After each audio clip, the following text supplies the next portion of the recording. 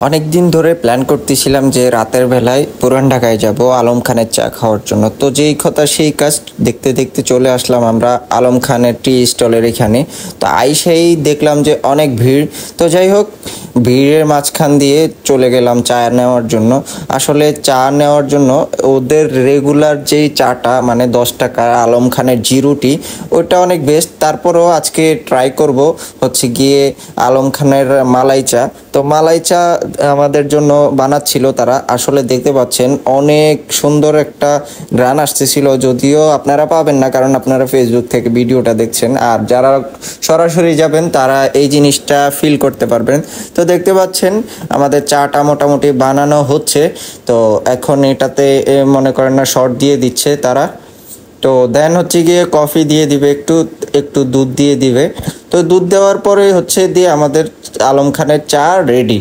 তো চা খাওয়ার পরে দিদার ভাই বলতেছিল যে চলো দুই ভাই মিলে পান খাবো। তো আমি ভাই জীবনে পান খাই নাই। এখন পানের দোকানে যেয়ে দেখি যে ভাই যে পরিমাণে ক্রাউড চলতেছে, ভাই সবাই লাইন লাগিয়ে রয়েছে দিলখুশ পান খাওয়ার জন্য। বিভিন্ন ধরনের পান আছে, তো আমরা ট্রাই করব হচ্ছে গিয়ে দিলখুশ পান। তো অনেকক্ষণ সিরিয়াল ধরার পরে অবশেষে আমার হাতে আইসা পড়লো, আমি আলতো করে মুখে নিলাম। আর এই দিক দিয়া হচ্ছে গিয়ে দিদার ভাই, যিনি কিনা এই পান নিয়ে দুনিয়ার মজা করতেছে, বলতেছে যে ঢুকে না, এরপরে বলতেছে অনেক বড় বড়। যাই হোক, অনেক দুষ্টামি ফাজলামি কইরা এরপরে দিয়ে ওইখান থেকে বের হয়ে যাব। তো এখন যাব হচ্ছে গিয়ে আমরা ঢাকা ইউনিভার্সিটিতে।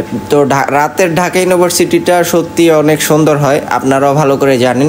তো এখান থেকে এখন চলে যাব আমরা। এখন আছি আমরা ঢাকা ইউনিভার্সিটিতে। আসলে একটা জিনিস খুবই ভালো লাগছে, এখন রাত বাজে 3:30, আর এই ঢাকা ইউনিভার্সিটি খুবই ব্যস্ত থাকে দিনের বেলায়। রাতের বেলা দেখতে পাচ্ছেন আমরা দুই ভাই ছাড়া আর কেউই নাই। ওই পাশটা দেখতে পাচ্ছেন অনেক মানুষ শূন্য। তো ভালোই লাগছে। আসলে দিনের বেলা ঢাকা ইউনিভার্সিটিতে অনেক ঘুরছি, কিন্তু রাতের বেলা কখনোই ঘোরা হয়নি। তো সেই বিদায় ঢাকা ইউনিভার্সিটিতে চলে আসলাম রাতের বেলা।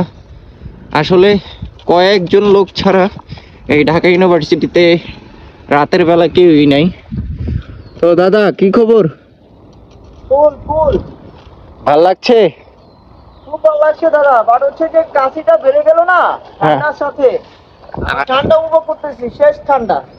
আসলে ঠান্ডা টোটালি ঢাকা সিটিতে চলে গেছে। তো রাতের এখন বাজে 3:30, এখন একটু একটু ঠান্ডা লাগতেছে।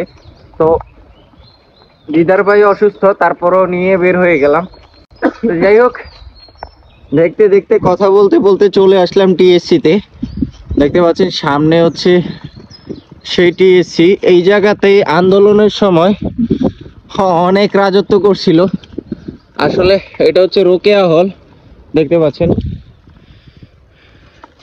তো হ্যাঁ দেখাইছি। তো দেখতে দেখতে টিএসসিতে চলে আসলাম। আসলে টিএসসিতে এখন আর আগের মতো জমজমাট নাই, কারণ হচ্ছে গিয়ে ভদ্র ছেলেপেলেরা এখন রাতের বেলায় আড্ডা দেয় না। আর এটা ছিল টোটালি মনে করেন না ছাত্রলীগের আন্ডারে। তো সেই বিধায় পোলাপাইন রিল্যাক্সে আড্ডা দিতে পারতো না, ঘুরতে পারতো না। তো যাই হোক, ঘুরে ভালোই লাগছে। সামনে হচ্ছে শাহবাগের দিকে চলে যাচ্ছি এখন। দেখতে পাচ্ছেন রাস্তায় একটা গাড়িও নাই, 2-1টা গাড়ি ছাড়া আর আমরা ছাড়া কেউই নেই। তো মোবাইলে চার্জ নাই, বেশিক্ষণ আর ভিডিও করতে পারবো না। তো আজকের মতো এখানেই বিদায় নিচ্ছি। সবাই আমাদের জন্য দোয়া করবেন যাতে সব সময় ভালো থাকি আর আপনাদের জন্য ভালো ভালো ভিডিও দিতে পারি। তো আল্লাহ হাফিজ, আসসালামু আলাইকুম।